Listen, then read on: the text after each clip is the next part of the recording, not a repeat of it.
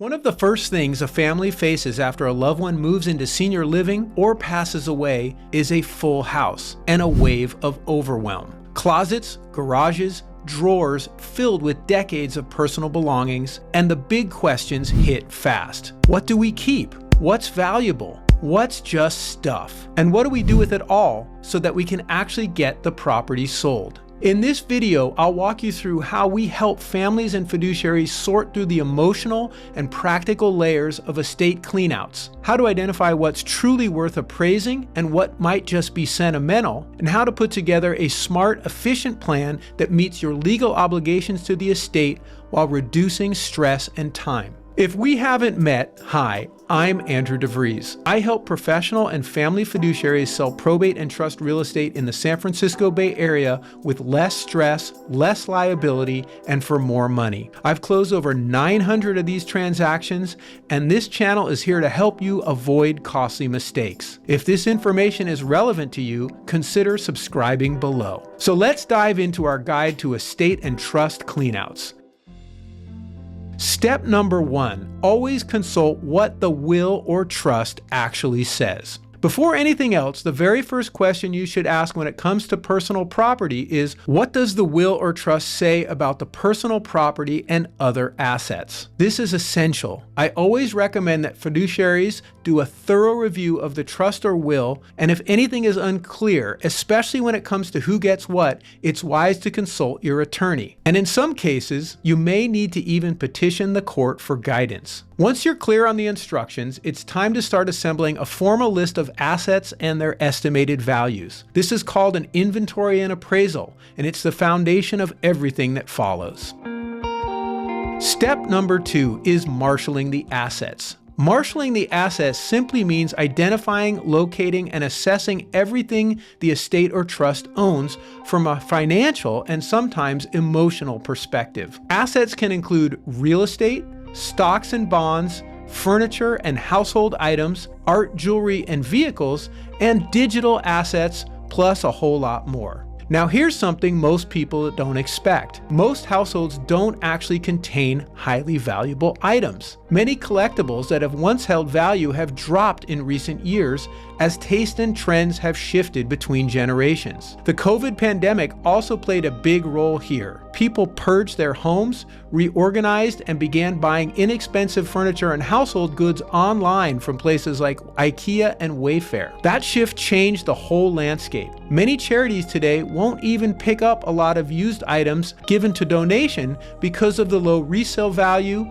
the lack of demand, and the high cost of labor and transporting these items. And sadly, younger generations often don't share the same connection to family heirlooms like fine china or silverware that past generations had. So while something may feel deeply sentimental to one person, it may not hold the same value to the next. That said, some items can be worth a lot. We've seen estates with fine art, first edition books, stamp collections, gun collections, jewelry, classic cars, and more. The key is knowing what's worth appraising and what isn't. So the next step is determining value and figuring out what actually is treasure. Once we've helped our clients marshal the assets, we recommend a list of trusted, vetted personal property appraisers we've worked with for over 20 years. We connect you with experts for fine art, jewelry, firearms, collectibles, and general household valuations. We've been part of some fascinating discoveries, including $2 million in fine art and jewelry in a Nob Hill condo that no family members knew about. A rodeo belt buckle collection, which actually didn't end up having a lot of value. A garage-sized stamp collection stored in hundreds of filing cabinets. A multi-room gun collection and ammunition equipment. An attic filled with model trains. Over 400 elephant sculptures from a lifetime of travel. And of course, many classic cars, both new and vintage. You never know what you're going to find until you look. So step number 4 is figuring out who gets what. Now it's time to figure out who gets what and how. Again, it starts with the trust or will. Are there specific bequests to families, charities, museums, or others? If yes, those should be fulfilled first. Then, family and friends should come collect items that have been allocated to them. If they want items not specifically bequeathed to them, but do have value, they can offer to purchase them from the estate or trust. If the items have no monetary value, it's often cheaper and easier to just give them away to family and friends than to haul them off. Of course, conflicts do happen, especially when more than one person wants the same item. In those cases, we often recommend neutral options like a coin toss, drawing straws, or a lottery to keep things fair. One thing we usually caution against is short-term storage. It's tempting to want to move everything to storage for now, but this is often a costly short-term band-aid that just delays the hard decisions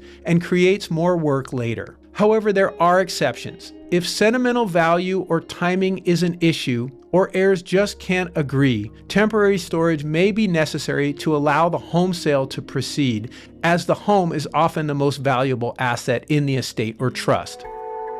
Step number 5, final cleanout. What's left behind? Once personal property going to family and friends has been removed, we help determine what to do with what's left. Over the last 20 plus years and 900 plus estate cleanouts, we've developed what we call the 5 tiers of remaining personal property. Number 1, items valuable enough for an estate sale in the home. Number 2, items suitable for consignment like auction houses or collector shops. Number 3, items of modest value that can be sold at flea market or resale to vendors. Item 4, items that may be donated if charities will pick them up or a family can deliver them. And finally, item 5, items with no resale donation or giveaway value, where disposal costs are more than the items are worth. Once we categorize everything, we help build the best plan to empty the property quickly, capture the remaining value, and limit the cleanout costs to the estate and trust. We also refer excellent vendors from our trusted network who specialize